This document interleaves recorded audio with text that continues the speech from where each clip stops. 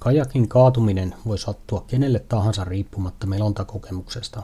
Kaatumista ei tarvitse pelätä, sillä lähes kaikista kajakeista tulee ulos melkein automaattisesti.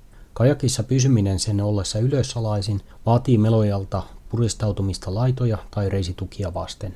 Kaatuneen melojan pelastaminen, eli niin kutsuttu reskutus, onnistuu toimenpiteen osaavilta henkilöiltä minuutissa tai parissa kielistä riippuen. Onnistuneeseen kaatuneen melojan ylös saamiseen riittää, että toinen toimenpiteen osapuolista tietää mitä pitää tehdä. Käytämme seurassamme vakiintunutta tapaa kaatuneen melojan saamiseksi takaisin kajakkiinsa ja käymme sen tässä lävitse. Kaatuessaan meloja pitää kiinni melastaan ja jos mahdollista, niin ottaa myös kajakkinsa kiinni. Tällöin mela tai kajakki eivät kulkeudu tuulen mukana. Lähellä oleva toinen meloja, niin kutsuttu pelastaja, meloo auttamaan ja ottaa kaatuneen kajakin hallintaansa. Tämän jälkeen kaatunut ui pelastajan kajakin keulaan. Kaatunut ottaa molemmin käsin kiinni pelastajan kajakin keulasta, pitäen melan kainalossaan tai kyynärvarsien ja vartalon välissä. Kaatuneen tulee pitää jalat suoraan alaspäin, jolloin hän toimii kölinä pelastajan kajakille ja siten tukevoittaa sitä. Pelastaja vetää kaatuneen kajakin keulan kohden omaa kajakkiaan ja nostaa kajakin keulan vedestä.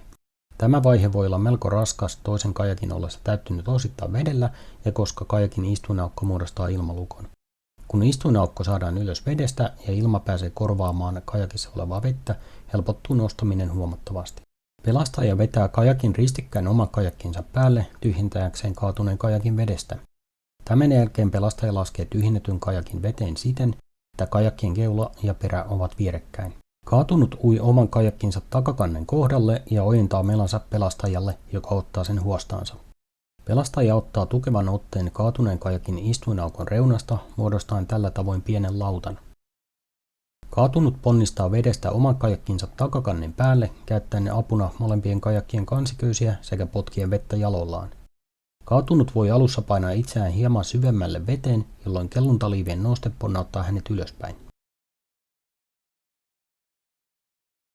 Takakannelle päästyään kaatunut pysyy matalana mahallaan ja kääntyy niin, että jalat ovat istuinaukkoa kohti.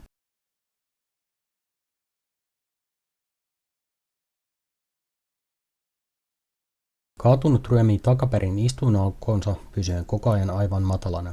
Kun hänen takapuolensa on istuimen kohdalla, kääntyy hän istumaan pelastajan puolelta.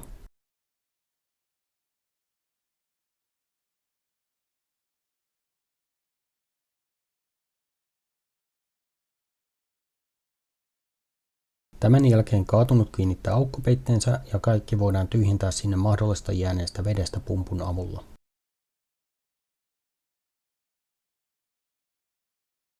Pelastaja antaa melan takaisin kaatuneelle ja matka voi jatkua.